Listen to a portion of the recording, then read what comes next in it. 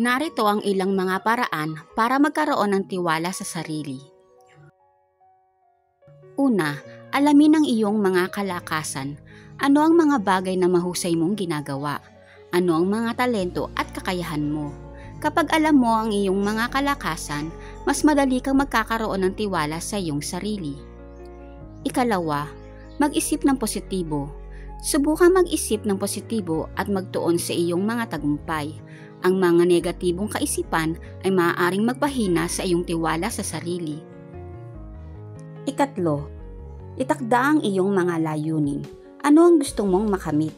Kapag mayroon kang mga layunin, mas madali kang magiging motivated at magsisipag ka.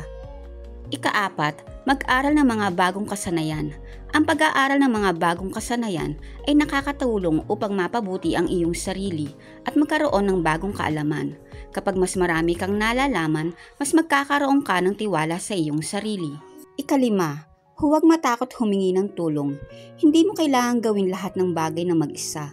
Kung nahihirapan ka, humingi ng tulong sa mga taong pinagkakatiwalaan mo.